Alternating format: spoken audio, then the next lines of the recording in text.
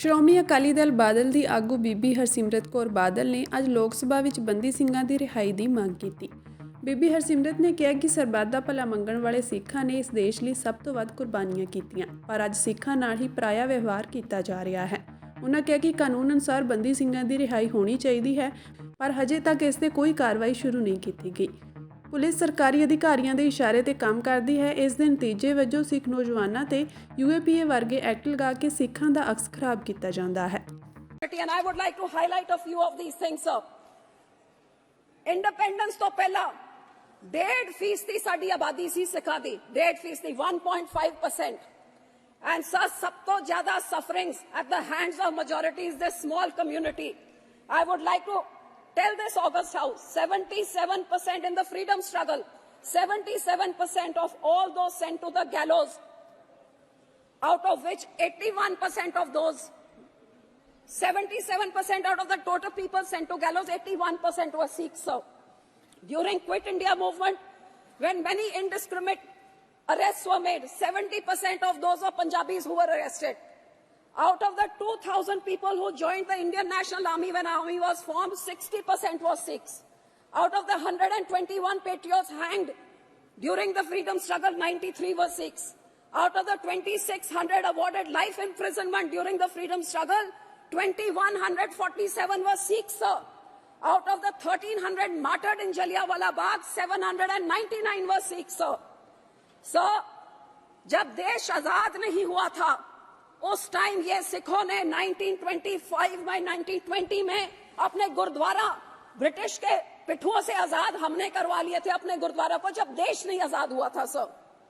After that all leaders of every party, be it Pandit Nehru, who said, I salute the Akalis who have started the struggle for freedom and are fighting for it. Sir, this was in 1920 when Jawaharlal Nehru, then who became Prime Minister, later said this.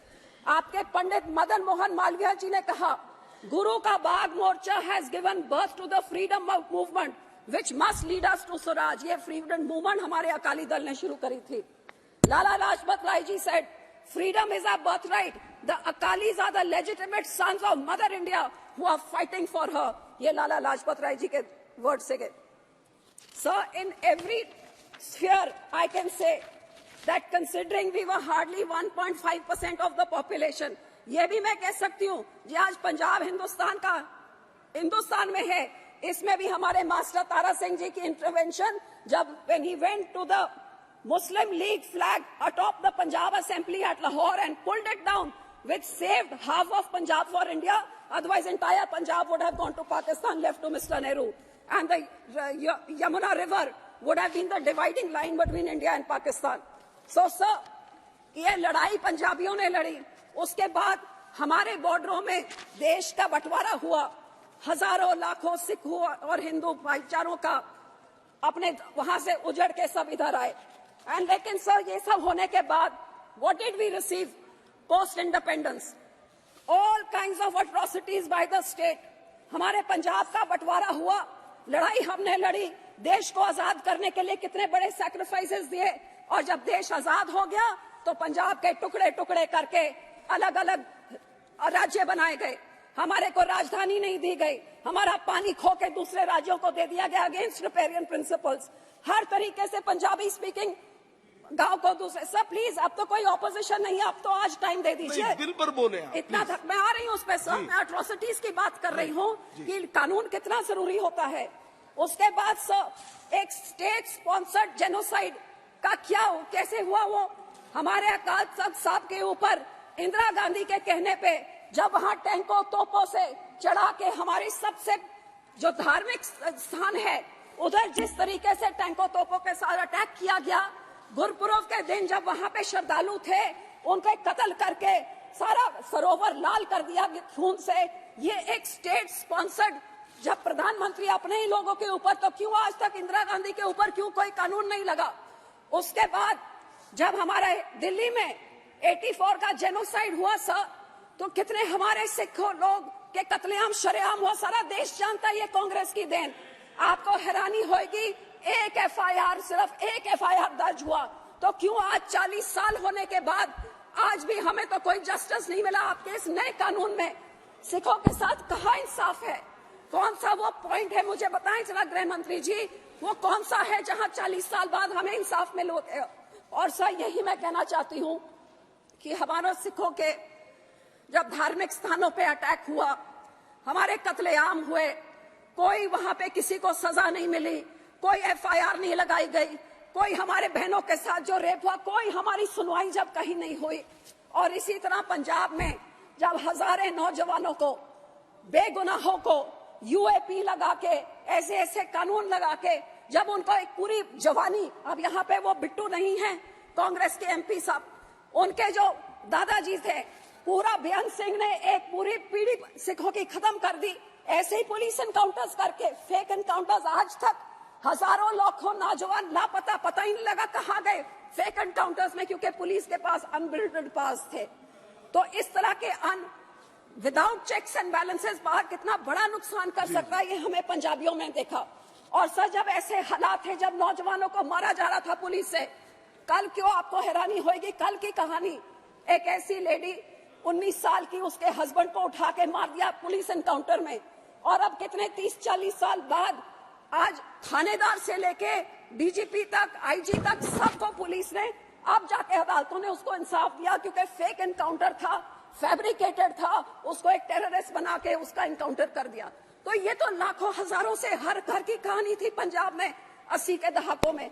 और sir जब ऐसा माहौल था, जब नौजवान मारे जा रहे थे, तो उन लोगों को रोकने के लिए जो हमारे सब सिर्फ कुछ सुझाव कुछ देना चाहती हैं? जी सर, मैं उसी पे आ रही हूँ सर, उसी पे मैं कहना चाहती हूँ। जब ऐसे का माहौल पूरे पंजाब में 10-12 साल चल रहा था, तो कुछ नौजवान, अब इधर ही इस हाउस में आपने देखा, कुछ नौजवानों ने कुछ दिन पहले क्या किया, क्या कह रहे थे वो नौजवान कि हमने अपनी बेरोजगारी, मणिपुर या फार्मर्स के बारे, तो नौजवान अपने भावनाओं में बह के उस समय उन्होंने कुछ कदम उठाए।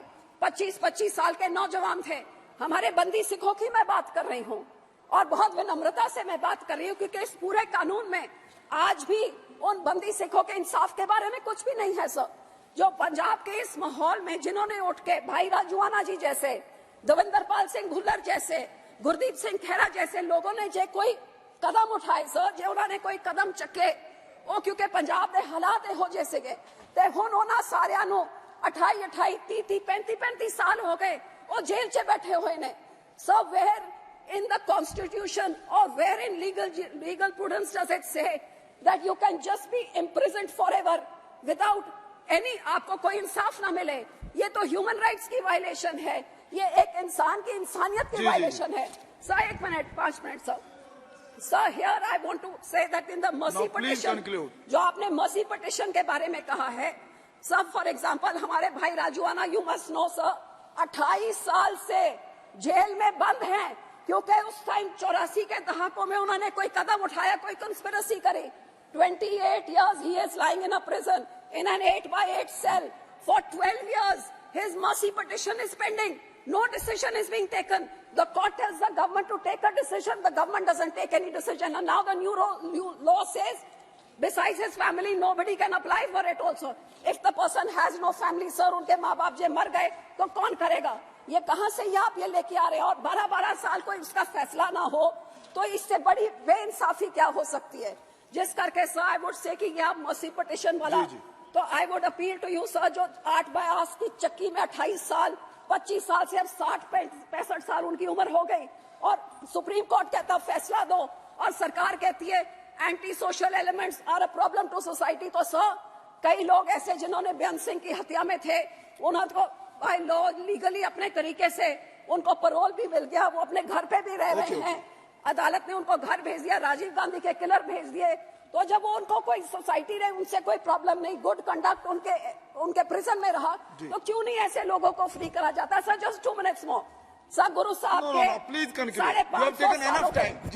550 सालों पे सरकार ने इस चीज का वादा भी किया था।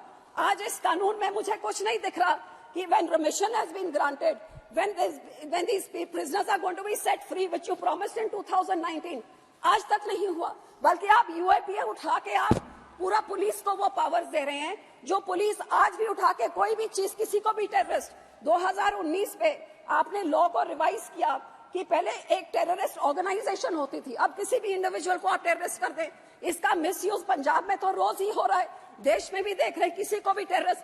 आपको हैरानी होगी कि पंजाब में कुछ बच्चों ने सिक्खी का प्रचार करने के लिए कुछ पैम्फलेट घर पे मिले तो उनपे भी यूएपीए लगा दिया और फिर उठा के दूर दूर भेज देते। श्री रमेश विदुड़ी जी, सर मैं अपील करती हूँ कि इस कानून का